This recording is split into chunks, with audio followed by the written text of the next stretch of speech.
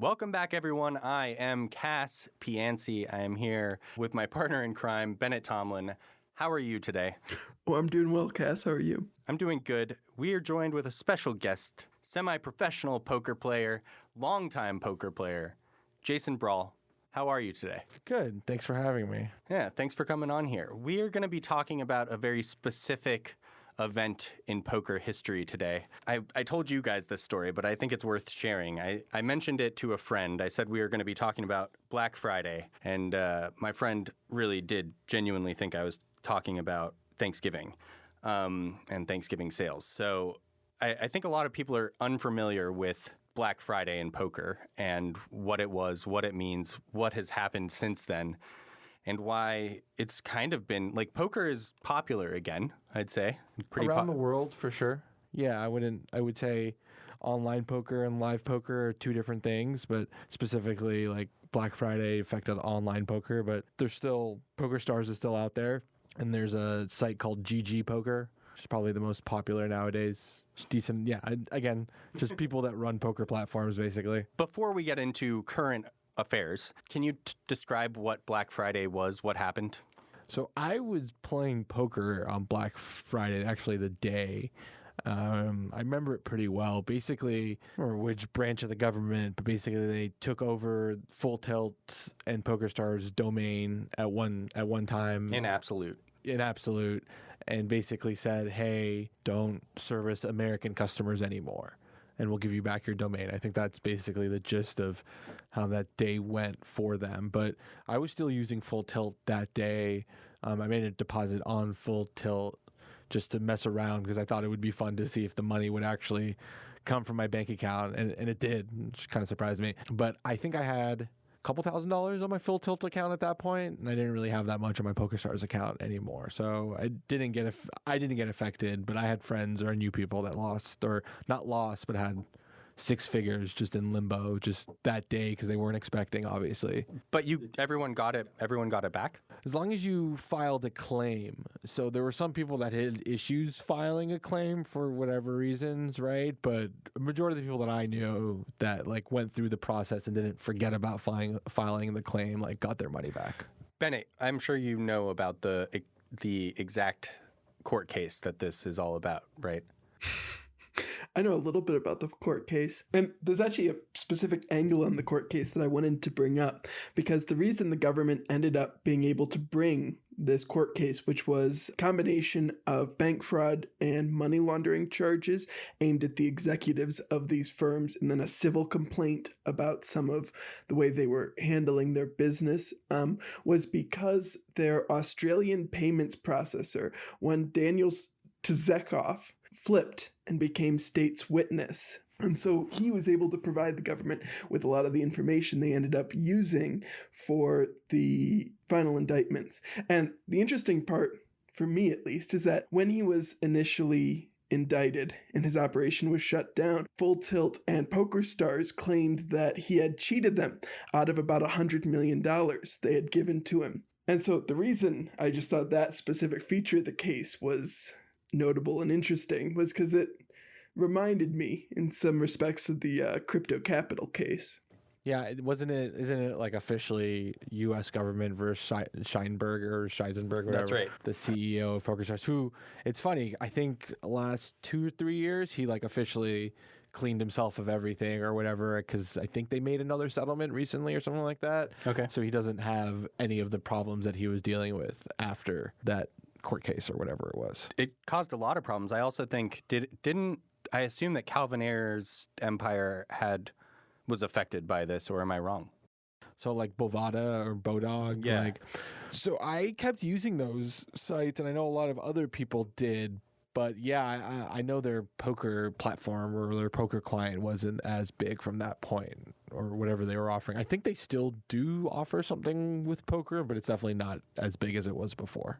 And Bodog wasn't included in this specific indictment. They were indicted separately on a different date than these three platforms, which was Ultimate Bet, PokerStars, and Full Tilt.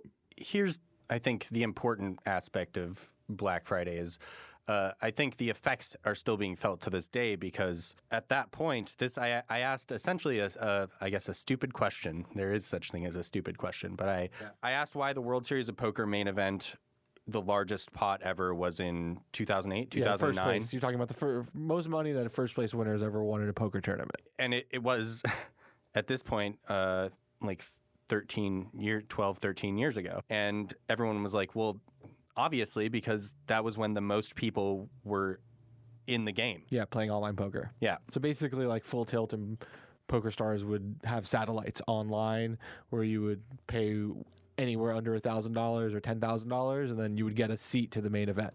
And then obviously, after all this stuff happened, that just kind of disappeared. Right. And so this caused a dramatic effect for anyone who was a professional poker player, I would assume at that point. I mean, I had friends that the decision they made, or I know a lot of people, they basically moved out of the United States after 2011 because their main source of income was playing online poker. So they moved to places like Mexico and Thailand just to live in a place that's not in the United States just so they could keep playing on PokerStars, basically. Because there weren't, and there really aren't as many options for U.S.-based people to play online poker at this point. So if your living was playing online poker, you kind of were forced into choosing between staying in the United States or moving somewhere else and continuing to play online poker. Do you think that's shifting now? Do you think that's changing? Do you think that the rules are lightening up? I mean, rules are rules, right? So I know people that have gotten in trouble playing in countries that they say they weren't in or misrepresenting where they were by using VPNs, and they'll get caught. I guess it's a question of who's enforcing the rules and how much risk tolerance do you have playing on a platform you shouldn't be playing on. But there are places you can play online poker now. Legally in the States, yeah. Pennsylvania, Delaware, New Jersey, yeah. Nevada, there's a few states. The reason I was asking about a shift in policy, which at least on a state level, it sounds like now there is a sort of a shift in policy. Yeah, you can play legal poker now. Right? But it's taken a really long time for that to happen. And that all is essentially because of the events of Black Friday. Yes. And what was the reason for Black Friday? Like, why did this happen? What rules were being broken? Why were these people getting in trouble for servicing U.S. customers?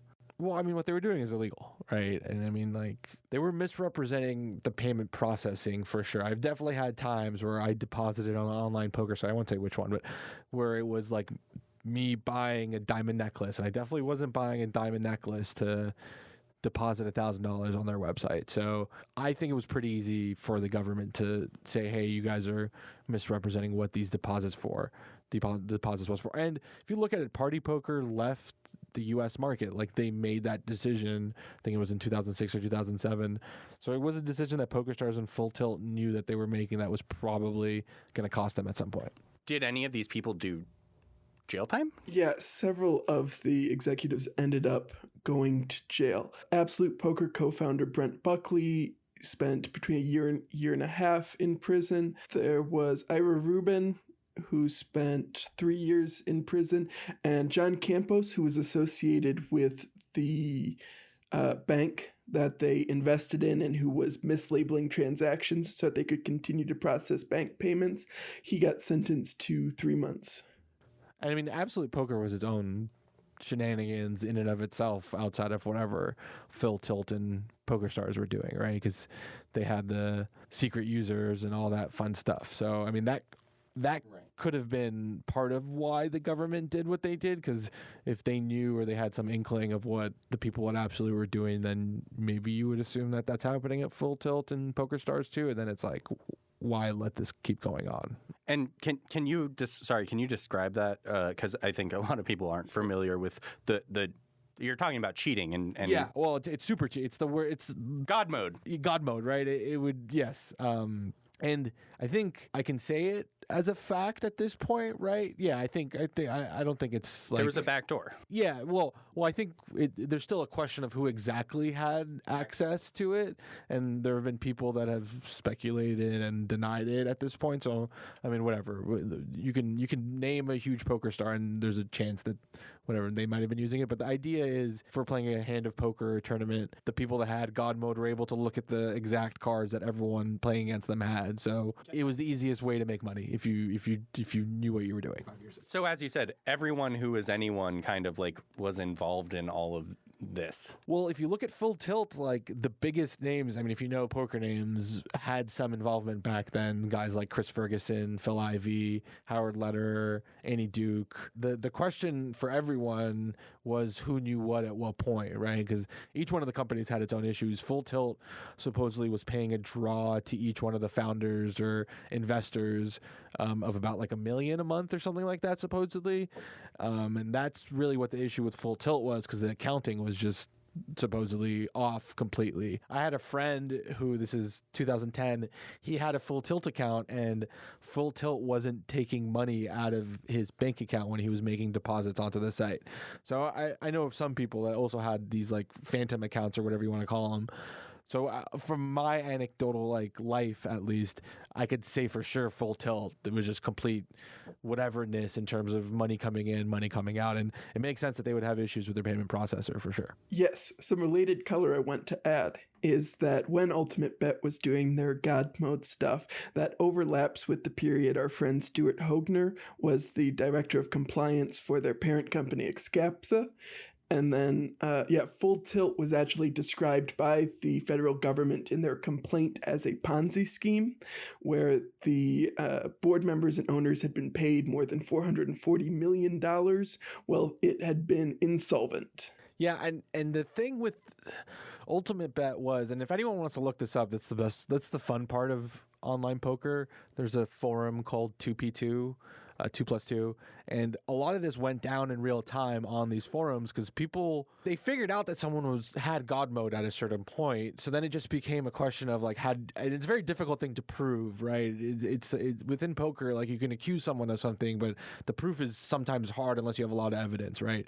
There's a guy named Mike Postle. Yeah, there's a guy named Mike Postle who's legit like cheating on a live stream in Sacramento, and it took a while for people to even accept that he was cheating. He won something like 32 out of 37. Statistical improbability, basically, yeah. To the point of impossibility. He had God mode. Yeah, I want to bring up that obviously poker is not innovative. Poker has been around for like hundreds of years now. Yeah. But it attracts a certain brand of person generally, right? And I think what you'll see, I mean, let's keep it real. What we just were talking about, all these high brand professionals were skimming off the top, repping the worst kind of companies. And I think you got to be a certain kind of person to do that. You got to be a certain brand of person. And what I've noticed over the past several years, and I'm sure this happened a lot earlier because I think you've been involved in crypto much longer than I have, but they seem to both attract similar types, no? Yeah, I mean, I think if you just think about it, it's logical, right? Government coming down and stopping payment processing through whatever bank system, Swift, whatever you want to call it. Like you can't use your Visa card anymore to deposit on a online poker site. Then what's the next option, right? You have to kind of figure out. A lot of the things became like Western Union buying prepaid cards and using those to deposit. I think it was like 2014, 15 was like one of the first times I saw a poker site accepting crypto as a deposit option. I mean, I know there were some like really, really basic gambling sites you could deposit crypto on, or like fake, like whatever you want to call whatever that was back then.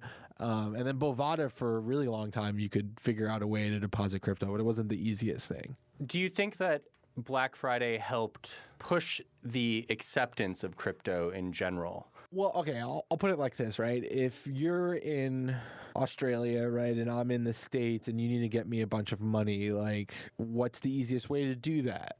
Sometimes back then, at least, avoiding the eyes of AML, KYC? Yeah, right? Well, no, but it's between two people, right? Like, is there AML, KYC when it's me and you and we're doing, like, a transfer. It depends on how much cash, right? Right. Okay. So, I mean, I'll say this: like I had people offering to send me coin 2015, 2016, and I'm sure it was 2014 as well. So, if you went to someone and said, "Hey, like you just went through this experience with the American government, now you live in a foreign country, transacting in dollars doesn't make a ton of sense for you. Here's this thing, right? I don't know what this thing is. I don't know in terms of allowing for transactions and avoiding the U.S. government knowing you just made that transaction. It's a pretty decent mechanism. At least back then, for sure, it was.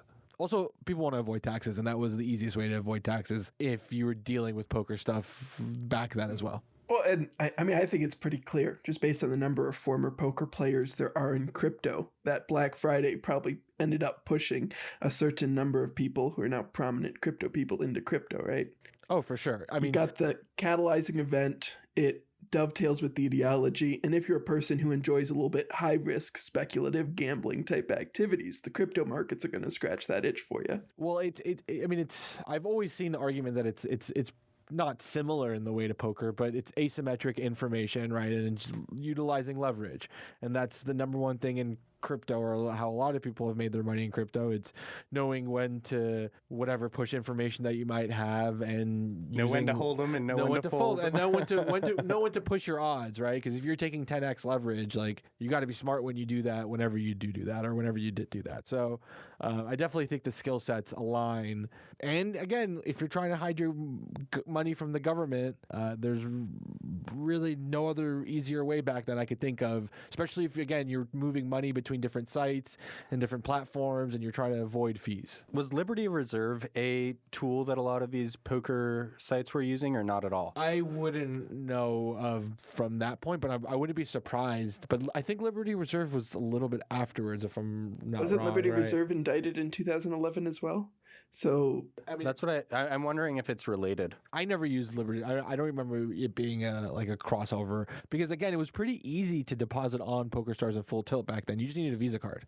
Like, it didn't get declined if you had the funds. I think the way they kept it easy to deposit for a lot of that is really fascinating, because they invested in this like small bank in Utah and started paying them basically to miscode their transactions so they could continue to accept these deposits and process these payments to keep it open. Like, I mean, again, it's a question of like, am I as the payee in trouble ever? And I don't really think so in any of this. But like, I was doing that for Bovada like 2015 still, 2014 for sure. Like, again, like I said, I was buying like necklaces and pens or whatever, or that's what they coded them as. It's funny to me because you see so much of this in crypto. Like, for sure. when Bennett and I started looking into all this stuff in 2017, 2018, like, you could still make deposits on these cryptocurrency exchange platforms from a US bank, and they would do it through whatever crazy small third-party payment processor from the Philippines or from, you know what I mean, Singapore or something, where they're definitely pop-up, fly-by-night kind of like, let's see what happens with this and how quickly it gets shut down. Some guy got a license and he's renting it out or whatever, I think that's probably going to be true for just about any gray bordering on black market items, right? We saw the same thing with Backpage when they started having issues with getting payments through the main processors for the credit card networks.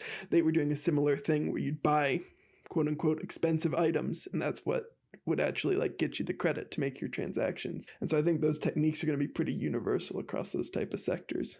Can I go back to the Stewart thing? I know you talked about it, Bennett, but isn't that like the funniest part about all this? The guy that was defending, I don't even want to be talking about it, but I know that's what you guys love. The guy that was defending super users vehemently, in whatever capacity that he was, is now doing whatever he's doing now. It's something that someone has to do it, right? Like, these people need. Does Lex Luthor need an attorney? I guess that's if he got sued by the U.S. government, yes. Like, someone needs to be willing to represent these people, whether I like it or not. And I think what's unfortunate, it's not funny to me, it's just unfortunate that he's getting paid probably big bucks to. Well, he has to have some investment, right? He has to have equity, I would say. I don't know. I don't know. I'm not making that claim. I'm not making whatever. That. Okay, I said it. It's come after me. I would expect that Stuart Hochner has equity in Tether and Bitfinex. I would hope for his. I mean, that's mine. That would be me. I mean, at one point, he held the entire Tether reserve exactly, in his right? bank account. Like, What I won't refute is that he is thoroughly intertwined with the infrastructure of Bitfinex and Tether. That is for sure. So, like, when they're hiring him, you don't think they know, like, where he comes from, like, what he did? And that's why they hired him. Like, because he had worked with... Why did OJ hire Cochran? Why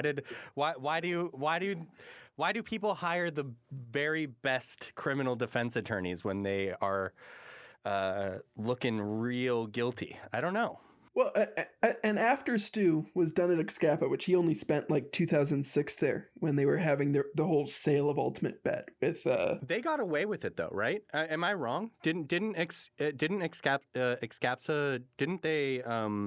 They didn't. No one went to prison, and they still fleeced users, I believe, right? For a lot. Like they gave back some funds, but overall, didn't they fleece? So by the time of Black Friday, Ultimate Bet was operated by Sirius Networks. Back in 2005 and 6, when they started using the God mode on Absolute Poker and Ultimate Bet, that's when Excapsa was the parent company and when Stu was there. Yeah, and then Stu was only there for the calendar year of 2006, then went and did his own practice, right? Where he started working with, well, a few years after that, he started working with the early Bitcoin casinos, right? And doing that kind of work. And so he was familiar with all the payment processor tricks, all the like cryptocurrency gambling connections. So it's clear why he'd end up with Tether and Bitfinex. It brings up another point that I think is actually very interesting about that, which is that how thoroughly involved I assume all of these countries are in both poker and cryptocurrency when it comes to Canada and when it comes to places like, I don't know, let's just for instance say like Antigua or the British Virgin Islands. Little Black Friday related anecdote about that. Antigua and Barbuda, threatened action against the United States for seizing the domains and shutting off these operations, claiming that it was in breach of like international agreements.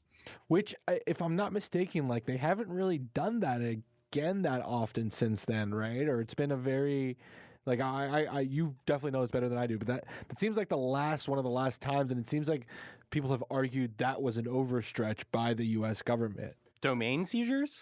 In that capacity, or in the way that they did it, at least. Basically, they were claiming they were shutting down the entire business like that for like the U.S. centered thing, and these businesses are domiciled elsewhere, and the domain name is like part of their assets, and so that the U.S. is using its international power in an inappropriate manner. And because I think the international body that controls domain names is not technically like a U.S. government organization. There was like a sovereign thing or whatever. Yeah, ICANN. Yeah, but .coms specifically go through the U.S., and so that's how they're able to do it. And so like other domains they can't seize because they're like for specific countries and stuff. But like it hasn't really happened again since, right? There haven't been that many .coms that have just been like, okay, this is how many Backpage in 2014 or whenever that was. Yeah, Backpage was the other one I was gonna say. Yeah. Yeah, I mean, I'm sure it'll happen again. No, yeah, for sure. But I think it's more difficult now than it was. I guess that's my point within it. Maybe. I don't know. I think we've heard about international cooperation between agencies in certain regards to certain investigations. I think crypto would be a good candidate for something like that, where you would see, I know like one of my favorites, Paul LaRue, like you had so many different agencies working together to get that guy. So it wouldn't surprise me if a lot of well-funded government agencies are keen on looking into crypto and what it's used for, who's using it, and then if they feel like it, doing some sort of, it wouldn't be that hard to do some sort of Black Friday event in cryptocurrency. I truly believe that. I don't think it would be that difficult. I certainly think it's possible, but I think that before they would want to do it, the government would want to be very confident that they have dotted the I's and crossed the T's. Well, also, I don't know. Again, I'm not a legal expert in any way Nor whatsoever. are we. I want to. I want to state. None of us are lawyers. Yes, not in any. I pretend like I'm a lawyer, but I'm definitely not a lawyer. I would say, from a judicial standpoint, the courts are much more conservative than they were, especially in like 2011, 2012. So I think the U.S. government's going to have to do more to have the effect of Black Friday. I think if you look at what the Federal Reserve is doing in terms of like their stability studies or whatever, that to me would bring more grounds to some of the stuff that you're talking about, especially from a intra-government standpoint where it's just more than the U.S. government focusing its efforts on a Black Friday type event. I just don't think, like, the Treasury, you have like IRS Criminal Investigation Unit, you have the SEC, you have all these regulatory agencies that can do things. But what it really took for Black Friday, I mean, that was the FBI, right? Yeah, the FBI was the one who led it. And Liberty Reserve was also the FBI? I mean, the Liberty Reserve was a massive coalition of like 23 different groups internationally. And so those cases can happen, but it's just not a thing to expect or plan around. Yeah, exactly. Right. Black Swan, sure. Black Swan event. I guess that's kind of why it's called Black. It was very surprising that day again because I went on 2+2 and everyone was like, why can't I play Poker Stars anymore? Why can't I play Full Tilt? And it was like, okay, this is what's happening in real time. So, which is different than what happened with Liberty Reserve, where they just plastered this domain name has been seized by the U.S. government on the homepage. So those are different examples, I suppose. Yeah, and so they can do it, but I would never expect that. And it always really comes down to a question of political will and desire to go that way, right? And so if there's not the desire among regulators and politicians to wage these difficult cases, then they don't get done. And I think that was also one of the lessons of the Black Friday in the poker industry is that it wasn't a super popular case. Like, there wasn't a ton of approval publicly for them to go after these poker sites, and there wasn't like a great moral story that the government was able to put together around it. And so like it ended up probably in terms of like the ability to build that kind of political will being a little bit damaging in that way.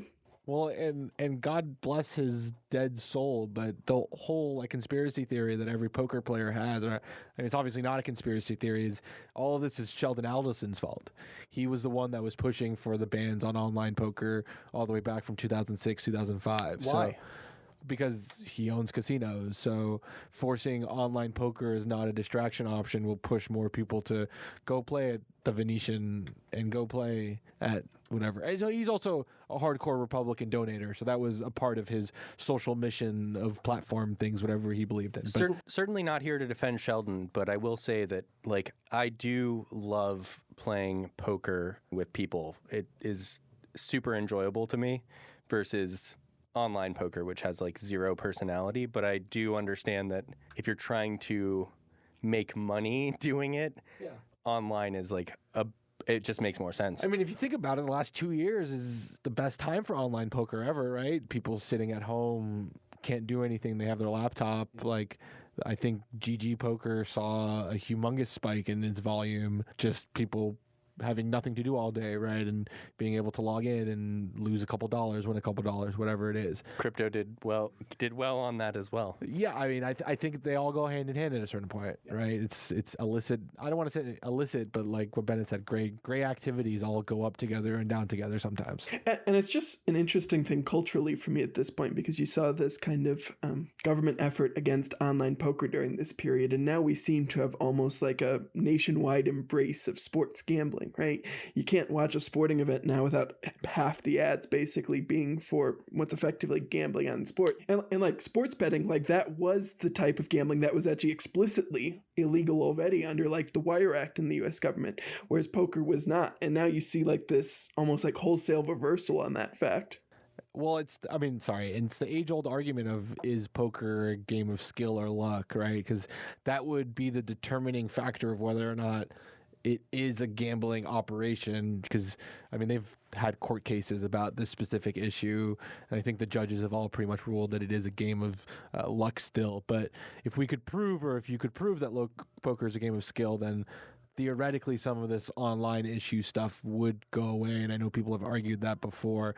But yeah, no, sports betting and online poker and crypto all go hand in hand. A lot of it, again, is Calvin, right? Because he pushed an online platform that took crypto and paid out in crypto. So I think one more thing that I always find interesting, there's always been the conversation that the reason why poker players love NFTs is because we use them on our poker platforms, right? We had a little profile picture when you would play, so it became a natural thing for poker players, especially a lot of us have Twitter, a lot of them have Twitter, to identify with the PFP as an individual type thing. That's fine. I mean, but that's like a very internet thing. I think that has less to do with poker and more to do with internet communication, where like even being on, I don't know, AOL Instant Messenger, you had a PFP that you like were associated with. But the thing with poker is people, like, you knew who the person was based on the PFP. Like, that was a thing for some people where it was like, okay, that person is that person because they have that PFP, and people would copy it, whatever. So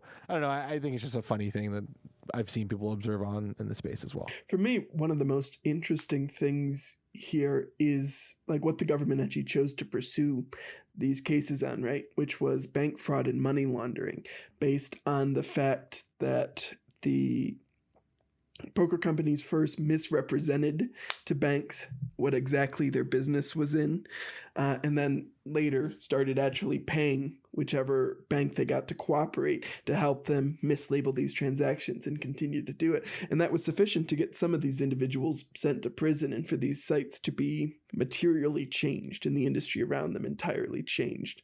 And I just hope, and this is a thing we went over in our Liberty Reserve episode too, I do hope that some people have fully thought through the potential implications of that in other industries. Because they have it in poker. There's still websites that let you play exactly like Full Tilt and PokerStars did. So, and that guy supposedly has a lot of crypto money. So, I mean, I think that'll close out our Black Friday episode.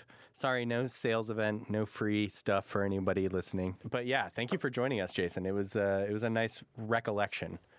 I had fun. If you enjoyed this episode, one of the best things you can do to help support us and help us grow this podcast is to leave a rating, a review, and share it with a friend who you think could enjoy it. I know these things seem small, and it makes me a little bit uncomfortable to ask, but it truly is one of the things that can help us most effectively grow this podcast, and we would truly appreciate you taking a moment to do that. Thank you.